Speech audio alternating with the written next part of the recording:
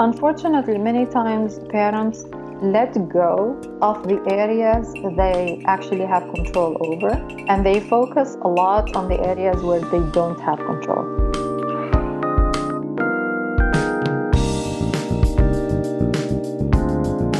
Parents often play that card of, you have to obey me because the Quran says so.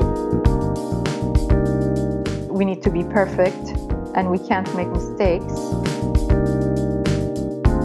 Another episode of Coffee with Karim. I am your host, Karim Sirajuddin. Thanks for tuning in. Today I have Sister Noha Alshugairi. She received her MS in counseling, and she is currently a licensed marriage and family therapist in private practice in Newport Beach, California. In addition, she is a certified positive discipline trainer. Can you tell us more, Sister Noha, about the things that you've noticed, some, let's say, concerning patterns or negative items within family dynamics that has certainly concerned you over the years, and you've noticed perhaps even a pattern? Because I know that with the work that I do, there tends to be certain patterns or repeated issues or concerns that you find, especially I think sometimes with immigrant parents and their children who are born and raised here. What are your thoughts about that? So this is an excellent question, and I guess I would say there are many things that I see. Whether I would call them patterns, I'm not sure about that. I guess, yes, maybe they get the label of patterns because they're impacted by the social and the cultural climates we're living in. And so maybe one major concern that I have, and this is not only about the American Muslim families, it's something I'm noticing also in other Muslim countries. Alhamdulillah, I go visit, mainly I grew up in Saudi Arabia, so of course I go visit my family there a lot. So I am observing. I see what's going there. I also go sometimes visit Egypt because my maternal family on my mother's side, my mother's Egyptian. So anyway, I don't want to generalize, but I'm noticing this idea of there is a lot of emphasis on the individual. Meaning, what I mean is there is a lot of focus on people wanting to be happy. And they want to be happy on the expense or at the expense of other people who are very close to them. And unfortunately, also people are buying into the happiness that is connected to simply material consumerism and also having fun. It's just, I'm not against being happy, but I guess I see happiness more in terms of contentment, and some people hate the word contentment. They see it as you're settling for something that is not maximum or maximal for you. And I know I see it differently, and I don't want to offend anyone, but my concern is this emphasis on individual happiness has pushed people away from the willingness to really do things for the sake of the family unit. And I'm not talking about big things. I'm just talking about the simple, basic things, about just simply being there, which means if I'm going to be there for my family, it means I may need to cut down on how many times I go out in the evening and I'm with my friends and someone else is taking care of my kids. That's kind of what I'm talking about. So it and the connection in the family stems from really being there. There's no connection that we can actually generate just simply by I'm your mother, I'm your father, you have to respect me, you have to listen to me, and we're not spending time together. So this is one major concern that's really it weighs heavily on me. Can I just summarize that before we hear more? So what I understood you say is the item of what it means to be happy, which is, of course, a very popular philosophy or thing that people want to achieve. Like, all I want to do is be happy, or else I want to support you no matter what, as long as it makes you happy. I've always found a problem with that statement because, if somebody told me, look, what would really make me happy is to just, let's say, not get married and be able to commit as much zina as I want, I'm not going to say, oh, good for you. If that makes you happy, bismillah, I support you, right? I mean, Right. I think that's the difference too, is especially if you have, your deen, there's a standard that at some point you have to now evaluate your nafs, your ego, and your personal preferences as to what makes you happy, and is this actually healthy according to the Islamic perspective. On the other hand, I'm also hearing you say, because many of our Eastern cultures, if you will, tend to be very collective and familial based, we're also seeing more so people overemphasizing individual preferences and happiness over the family. And sometimes that, I think, can even happen as an extreme reaction to overemphasis on whatever the family says you have to do it, and there's no room for individuality. So sometimes when you have one extreme, you have the opposite reaction as another extreme. And obviously, I know from the work that you do, you definitely are all about synthesizing a middle way, right? We have to honor the family and fulfill the family, but that doesn't mean you deny or neglect yourself. But you also can't only make it about yourself and neglect and deny the family needs or the community aspects. What would you say to that? No, thank you for highlighting this. It's all about the balance. You're absolutely right, and it's all about how it's done. So there is that sense of, yes, I belong to the family, but at the same time, the family actually respects my autonomy as an individual, and this would be kind of like the best, if you will, combination. I experienced this in my own family growing up with my parents. There was always it was understood that everyone in the family had responsibilities to everybody else. At the same time, there was a sense of like, yeah, but you can have a choice in how you want to lead your life. We're gonna share with you our opinion, but it's not gonna be forced upon you. This is, of course, when we were adults, not when we were children. But that balance, yes, is extremely important. You're right. And sometimes, though, Sister Noha, from my observation, you have parents that still expect their adult children to obey them in the same way as when they were 7 years old. What's your advice to something like that? Because I still see this, yani grown men, their mom still tells them, you can't marry this, you can't do this. I feel like sometimes I'm dealing with a large-sized boy. Like, he doesn't have that sense of autonomy or rujula, if you will, to make a decision himself about something.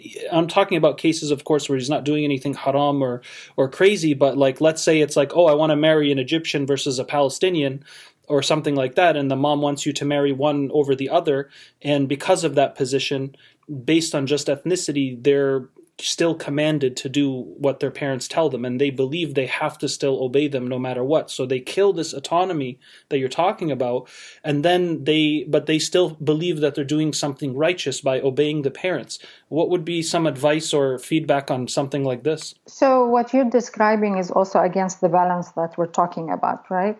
Because the balance is in the middle somehow. So this one, what you're describing is basically going to the end of like, the family is everything and the family dictates how I lead my life. And as you highlighted earlier, this is an extreme. It's not in the middle. So and you're right, this is happening, unfortunately, in our communities, within the American Muslim communities. I see it. It depends also on the family. It definitely depends on the family. Of course, case by case. Yeah, case by case. It depends. It depends on the prejudice within the family, because the prejudice within the family is the one that's gonna kind of dictate where the family feels the need to come in force and say, this is how it needs to be done.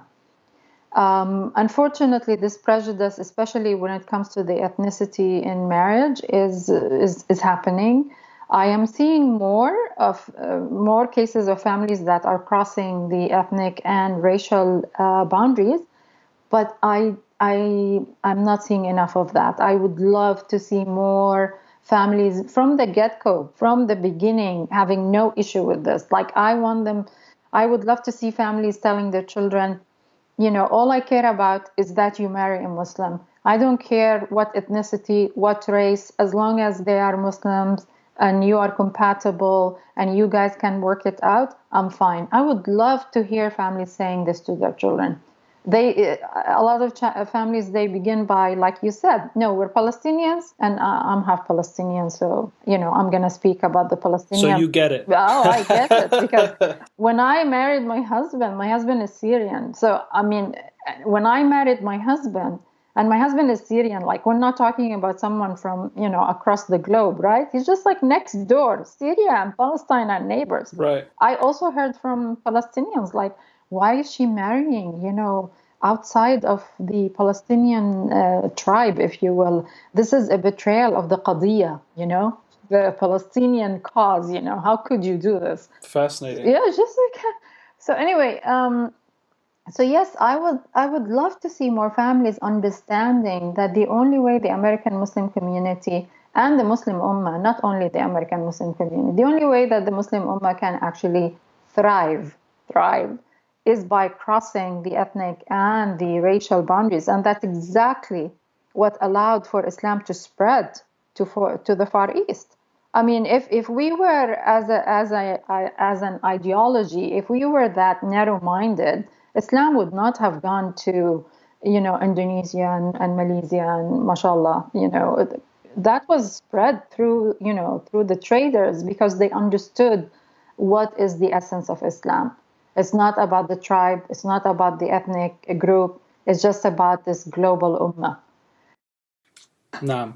Now, let me ask you this. So we've discussed, this large theme of overemphasis on collectivism or the family needs and commands, and individualism and the personal preferences or needs and demands. And we want this harmony. So what would you say would be a tip or two for somebody who's on the individual side to keep in mind towards their parents? And what tip or two would you have for parents that maybe are on the other side of, it's all about the family, it's all about what the parents say and command? How would you advise each end? So I've been in that situation where I had to actually, I had clients who are young, Muslims who are struggling with what their parents want. And I've also had families who've been struggling with their own young adults and, the clash of differences. So I've been in that position already, many places, many times, but over different issues maybe. So for the young, I'm going to begin with the young adults. With the young adults, I always tell them, no matter how much you disagree with your parents, you have to always be respectful. But respect is different than obedience. Respect is respect, meaning I'm talking to you in a civil way. My tone is low. I am not making, gestures. I'm not yelling. I'm not screaming.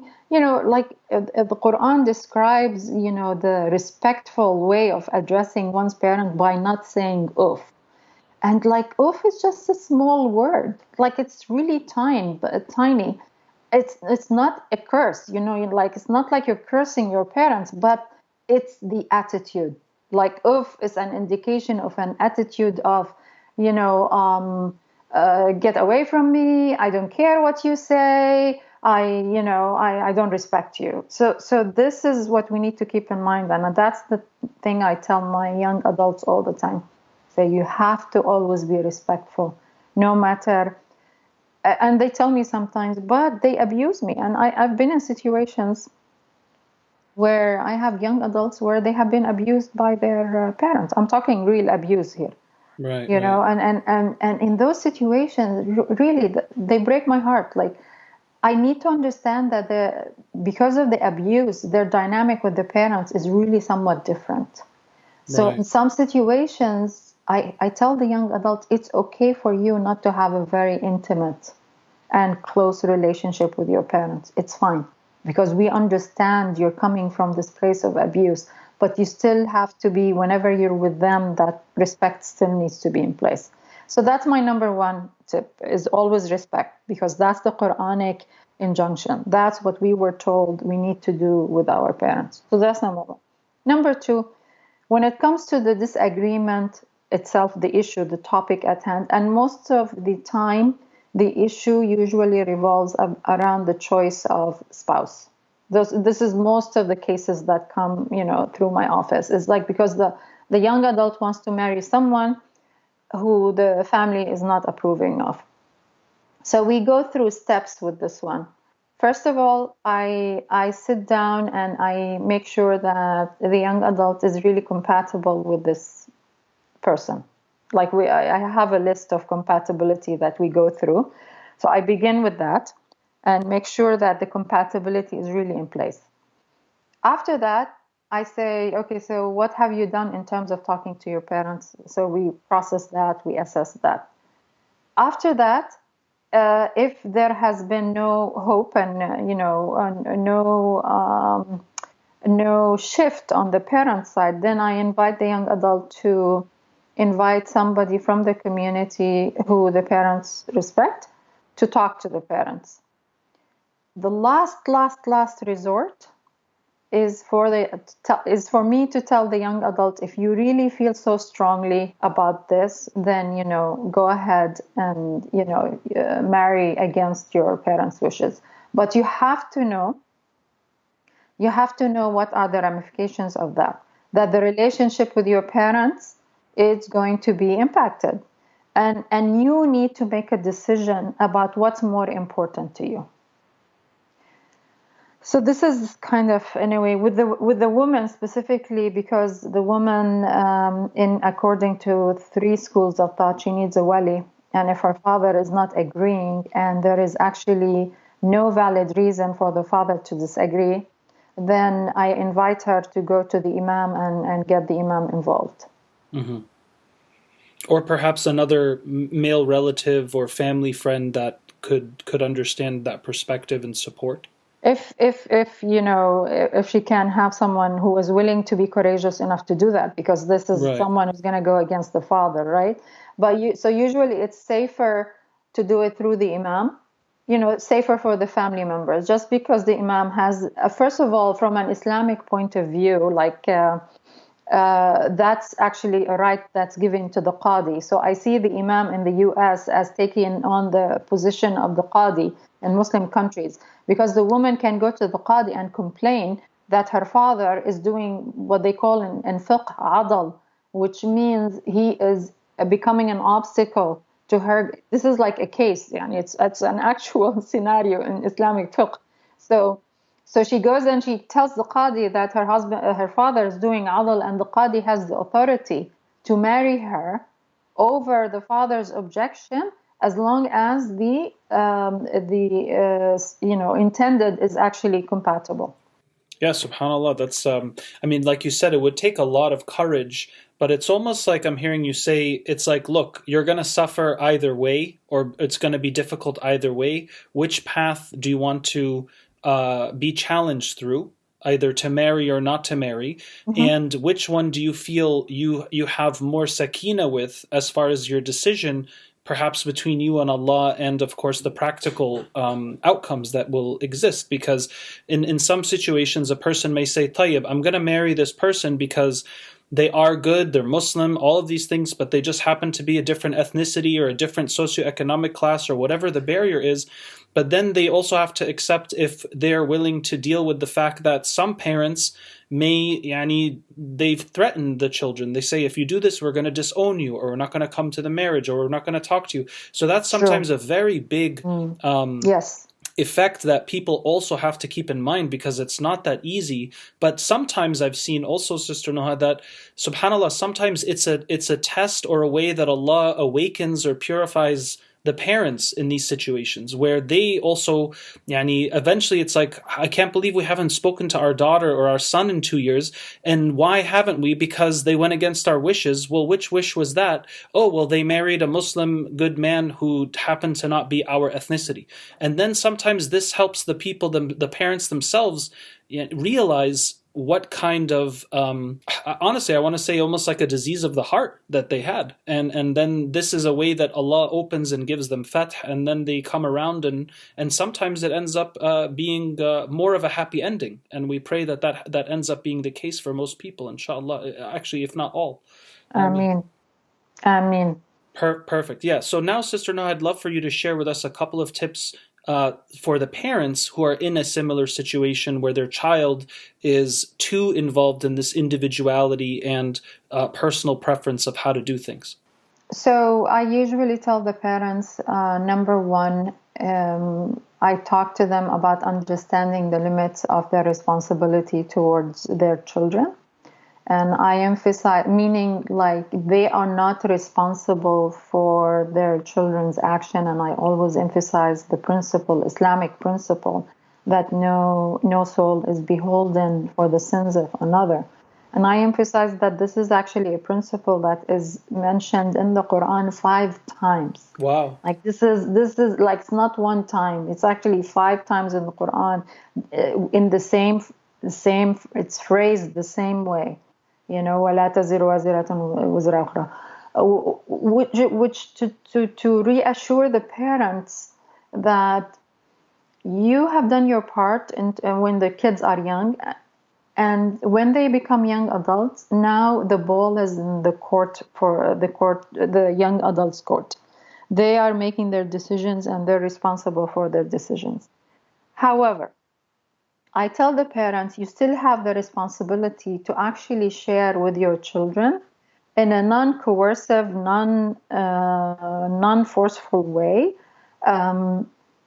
what is your opinion about what's going on, or what's your opinion of the intended. You have to share your opinions, but not with emotional blackmail, like you were saying earlier, like, oh, if you do this, we're going to disown you. And I'm not talking here about, major sins. Okay, so let's be clear. We're talking about things that are halal, but the parents see a different view on what the children wants to do. So it could be marrying someone across ethnic lines, or it could be choosing a college major, for example, that the parents don't like. So I say, okay, understand the limits of your responsibility. Number two, definitely always share with your children what you think. Because sometimes parents, they tell me, oh, I don't want to make him upset. I'm like, what? I mean, please, you need to share, even if it's painful. And of course, when I tell them you need to share, I'm not talking about go ahead and share and humiliate your children. That's not what I'm talking about. Talking about healthy communication, open, healthy communication. Yeah. Hey, son, I'm worried about you. If you were to marry, for example, Fatima, you are going to be, your children, for example, are not going to be able to speak Arabic. Okay, because Fatima doesn't speak Arabic. Sure. I'm just giving a random example here. Okay. So sharing the concerns is very important. And then sometimes there has to be some kind of limits from the parents. So one example, I had a family where the young adult went to college, wasn't doing very well in college because he was just having fun. He was just partying and having fun. So I sat with the family and I said, okay, so what can you do? I mean, first of all, the family is paying the tuition. I said, okay, is this acceptable for you that he's not working hard and, he's going and he's just partying? They said, no. I said, okay, then you just simply say, we're not going to pay tuition if you're just going and partying. So you need to come back home, or, you need to go to the community college next door and raise your GPA. And once we know that you're working hard, then we can actually pay for your tuition, for example, to go to the college of your choice. Unfortunately, many times parents let go of the areas they actually have control over, and they focus a lot on the areas where they don't have control. So they preach a lot. They nag the children a lot to change their behavior, the young adults' behavior, but they don't look at, okay, what can you do? What are your boundaries? What boundaries can you actually put in place and enforce? That would be useful. No, that's great. That's great. And actually, a couple of other things that you have, parents often play that card of, you have to obey me because the Quran says so. But from my research, and I could be wrong, those verses of the Quran that refer to parents, from my recall, it says بِالْوَالِدَيْنِ إِحْسَانًا, like have ihsan with your parents. And that means excellence and goodness and character. Now, sure, that includes obedience, when your parents are also operating within the boundaries of Islamic thought and values. But I mean, it also doesn't mean you have to blindly obey your parents, which I think is something that some youth or children of parents often assume. So that's one correction that I think helps with this idea of harmony. And then on the other end with parents, as you mentioned these examples, sometimes parents themselves are resistant to talk about certain things because they're afraid of the reaction, they're afraid they'll hurt them, or they sometimes don't know how to talk to them. So once I was at a masjid and we were talking about having discussions around sexuality and puberty with your children, and some parents were like, but this is really hard. How are we supposed to do this? Or this is really awkward and uncomfortable. And I said, well, how much of that is based on the subject and how much of it is based on, just how you feel about it? Because these things are talked about in the Islamic tradition. You find in the Quran and Sunnah references to these things. The ulama have written about it. And so I'm also hearing you say that sometimes we also need to brush up on our communication skills and our knowledge on certain topics so that we know how to compromise better, we know how to resolve issues better. And these are, of course, skills that all of us should be tuning up as much as possible along the way. Do you have any resources or recommendations for parents or youth to improve in some of these tools that you have offered today? So for the parents specifically, alhamdulillah, Allah has blessed me and my colleague, my dear colleague Munira as the dean, and we, alhamdulillah, we actually wrote a book, and it's called Positive Parenting in the Muslim Home. And in the book, we describe, first of all, what is positive parenting. We make a connection with the Islamic. We try to explain what's the Islamic understanding of parenting.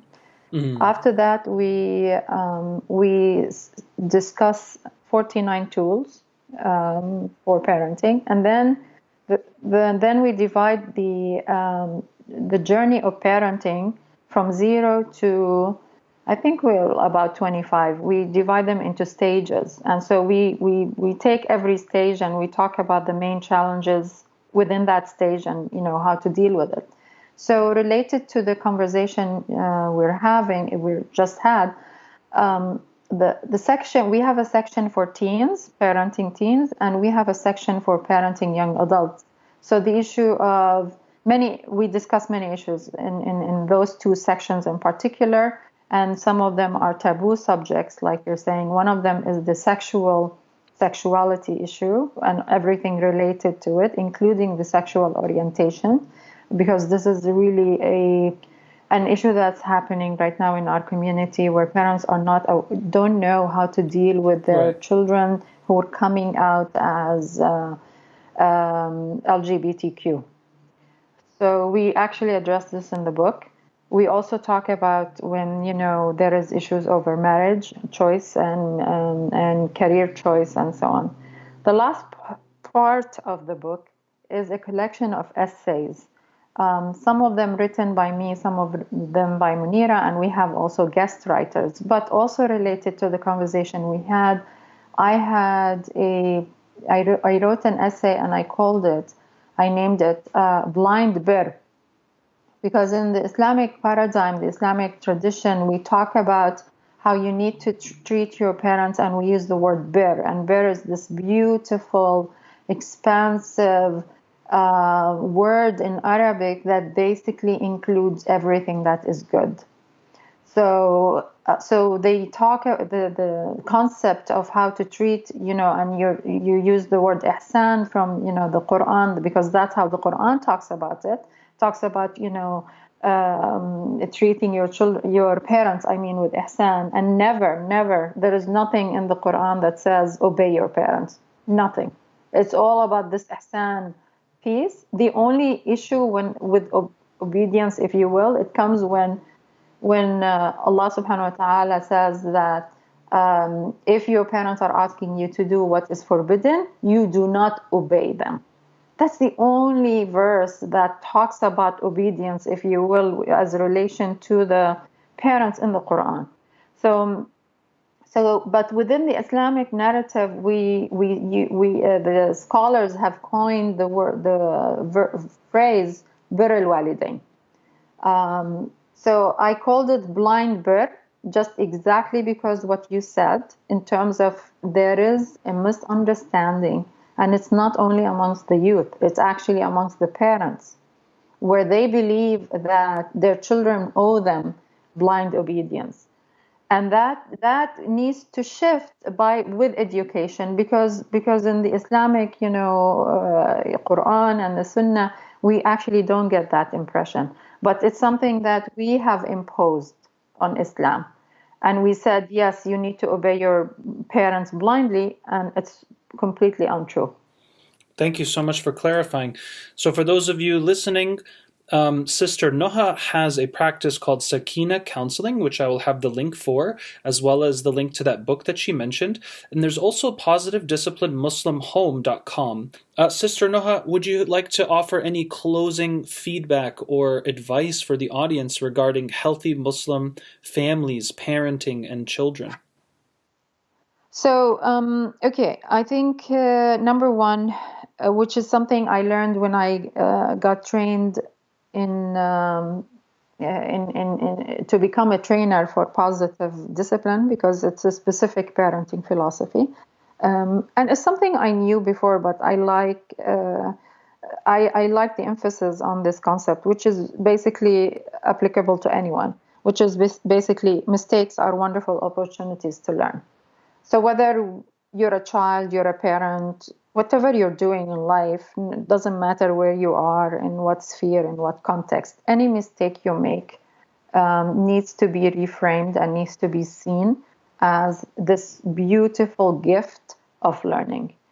And sometimes, unfortunately, in our community specifically, because we have a lot of these ideas about we need to be perfect and we can't make mistakes, and there is shame, there's this shame is somewhat pervasive sometimes.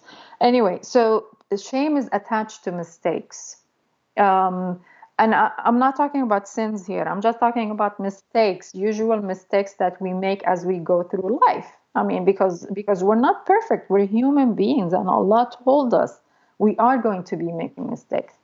So understanding that it's okay to make mistakes, not intentionally, as long as we are learning a lesson from that mistake. So with parents specifically of young children, because they do a lot of mistakes, I teach the parents, I tell them, when the mistake happens, it's very important that you ask your child, what are you learning from this? And maybe the first couple of times the child isn't going to tell you anything. I say, don't worry. And you don't need to spoon feed them a response. Allow it to be. But every single time a mistake happens, ask the child, what are we learning from this? And it would be wonderful, I tell my parents, if you actually can role model this to your children. If when you make a mistake and your children see that and you say, you know what, this is what I learned from this mistake. So this one is a major, if you will, mental shift for many parents, because actually they are raising their children unconsciously believing that they have to get their children not to make mistakes. There are many parents who are operating out of this paradigm that no mistakes are allowed, and if I will be a great parent if I actually have children who make no mistakes. Right. And that can end up having almost an obsessive paranoid mentality as well, this over perfectionism. Absolutely. And I love that you reminded us of this, because it's also a concept that I also share with the work I do.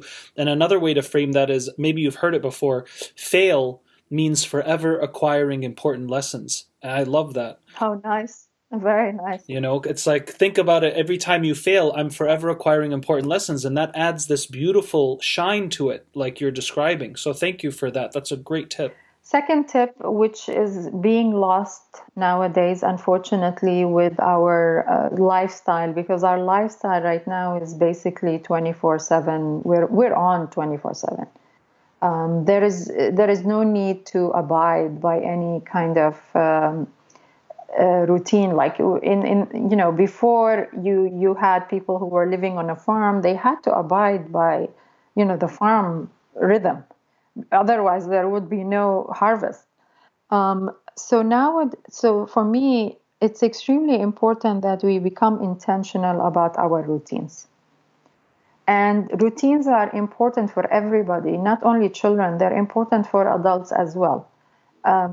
If they provide routines, I was reading this book. It's an amazing book, and anyone who loves to read it, I invite people to read it. It's called The Paradox of Choice. I think that's what it's called, Paradox of Choice. Yeah, I think it's a bestseller book, so it will come up if you Google it. So anyway, so he is talking about he was talking about routines, and he said what routines does for you is that it eliminates anxiety about making choices every single day about things that are going to happen.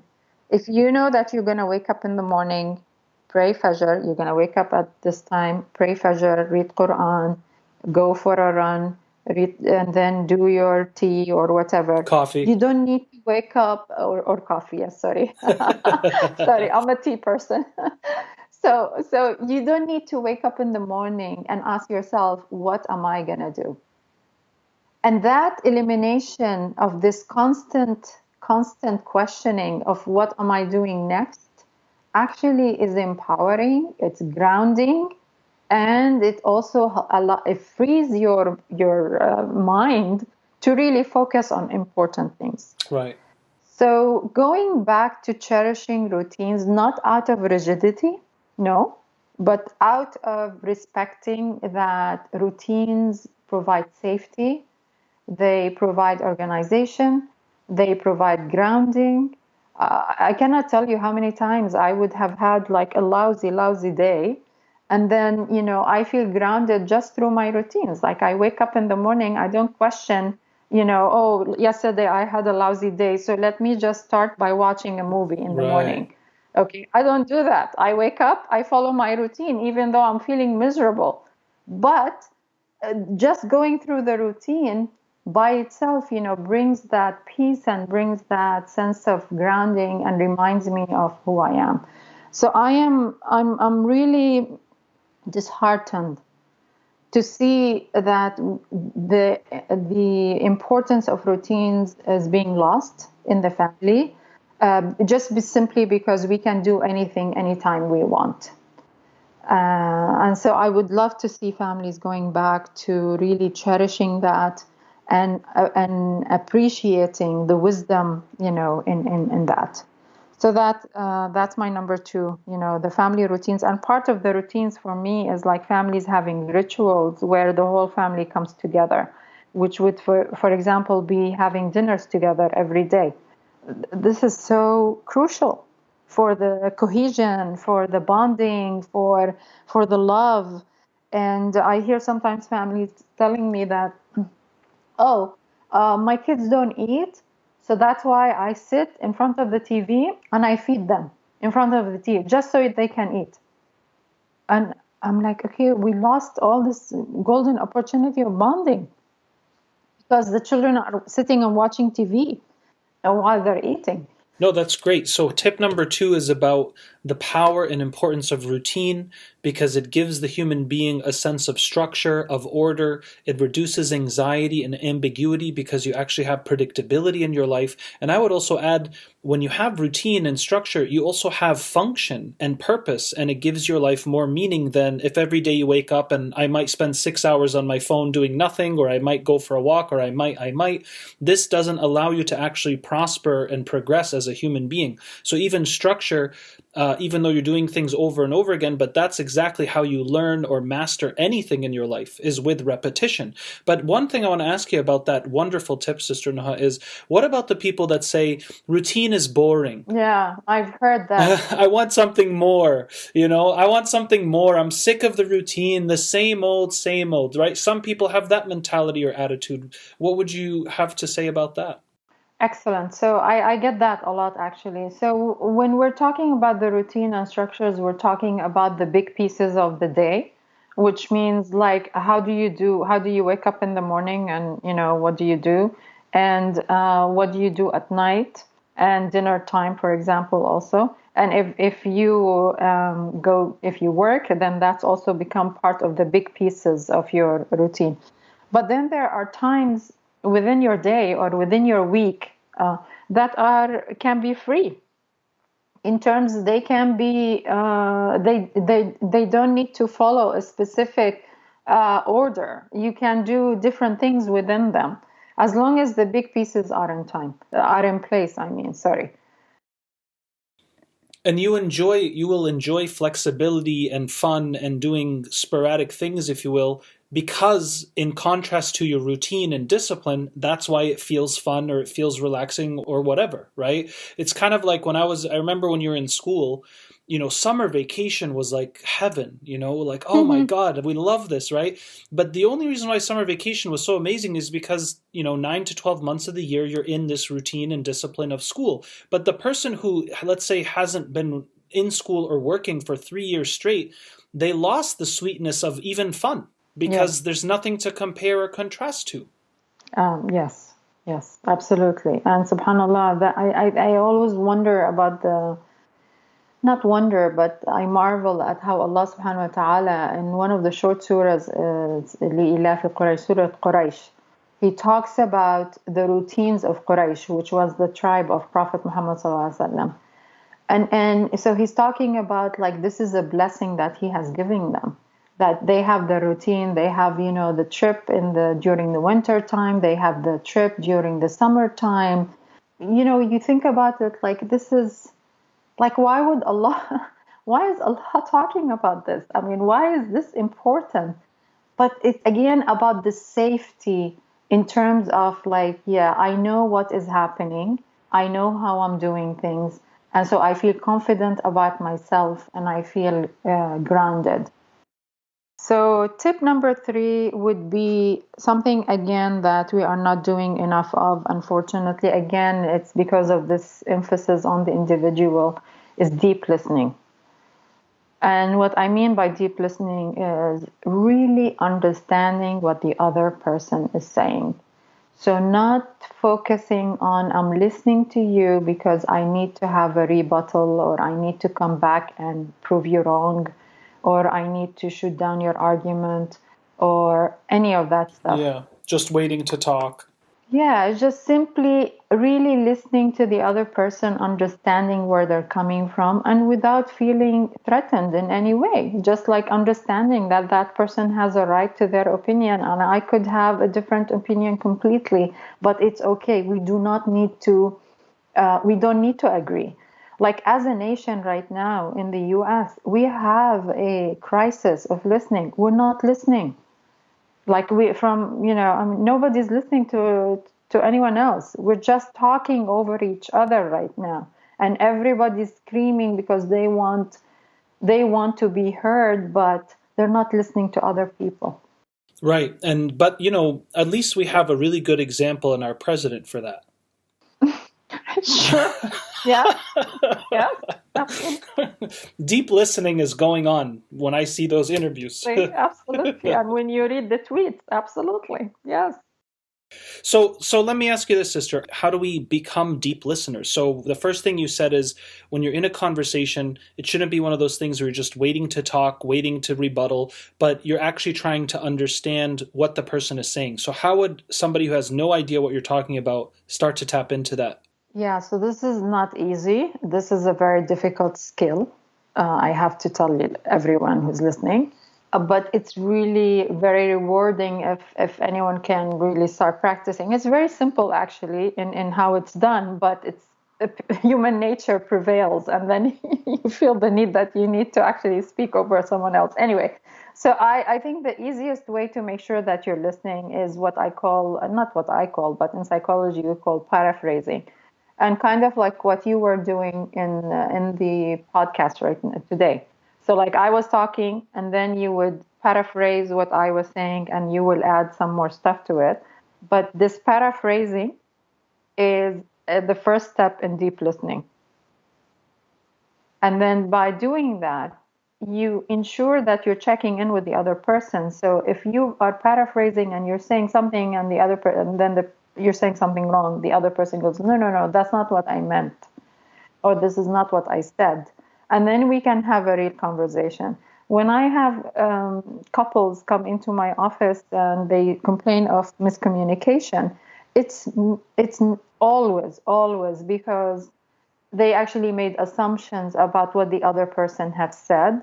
And these assumptions are coming from their own head. They take what they're listening to, they add their own layer to it or their own interpretation, and then they make it as truth or fact.